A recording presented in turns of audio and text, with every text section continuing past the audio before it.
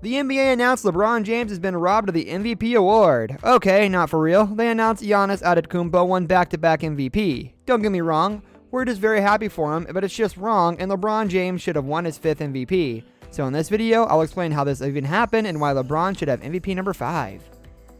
So Giannis won back-to-back league MVPs. It is the 14th time that's happened in history, but just the 3rd time a player has won Most Valuable and Defensive Player of the Year in the same season.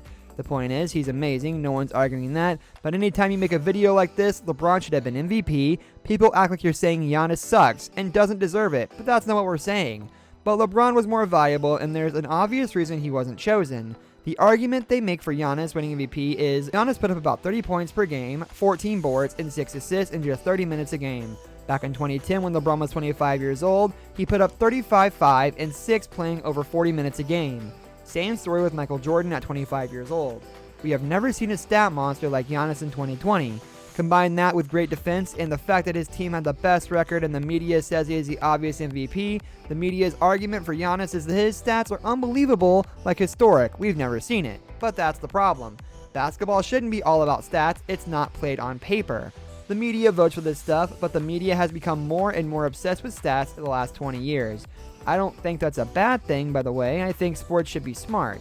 I don't think it should be a bunch of jocks and meatheads. I like that NBA front offices have nerds like Daryl Morey in Houston or the Warriors front office. It means that the sport evolves, but you need a mix, and it's leaned way too heavily on one side. ESPN started hiring stat-obsessed experts that see everything through analytics, and those are the people who vote for MVP. Players have learned too, hey, if I want to win MVP, I have to put up ridiculous numbers in the regular season that they can't argue with.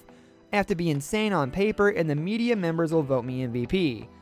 They are so obsessed with stats, it's like created guys like Russell Westbrook who force a triple-double every night not to win games necessarily, but to win himself an MVP, and it worked. Every single MVP from 1956 to 1992 also won a championship in their career. Then something changed the last 25 plus years. We are seeing more MVPs who will never be champions. I'm not saying Giannis will never be a champion, but I think MVP should stand for something more than just stats. The All-NBA team should be about stats. Argue over MVP though, because there's no exact definition of most valuable. What does that mean? It means a lot of different things to a lot of different people, and the fact that so many media members told us Giannis is a clear MVP, there's no argument. If you think otherwise, you're stupid, shows how much their argument leaned on stats, which is wrong. LeBron James is the actual most valuable player for 2020. His argument? Well, let's start with stats, why not? Because that's where Giannis' argument is.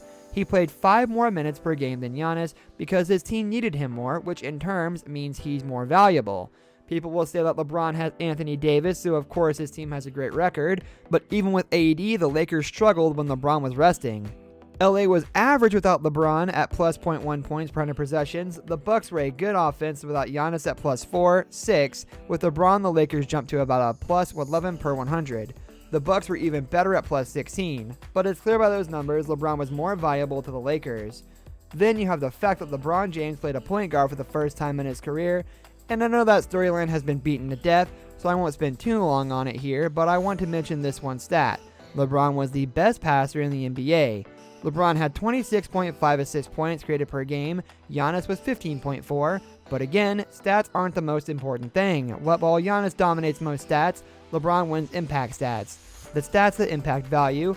Then there's everything beyond stats that clearly show LeBron James should have been MVP, and I'm not saying stats don't matter, they should actually be most of the argument, but not the entire argument.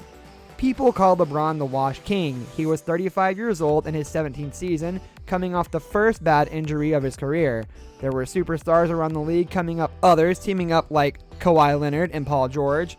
LeBron was no longer the best player in the league. Then the Washed King dominated the West, a much tougher conference than the East on a nightly basis. And all these people saying Giannis was the best player on the best team, forget the Lakers were just 4 games back with a tougher schedule. LeBron took a 37-win team to the number 1 seed. Both guys had MVP moments this season. This is not a bash Giannis point, but LeBron stepped up in the spotlight. That's going to do it for today's video, guys. Thank you so much for watching. If you enjoyed the video, leave a like on the video, and don't forget to subscribe to our channel so you don't miss out on any of our videos in the future. Also, watch the 2 videos that are on your screen because I'm sure you'll love them, and be sure to comment down any other reasons why you think LeBron should be MVP instead of Giannis, or why you think Giannis should be MVP instead. Thanks for watching. Goodbye.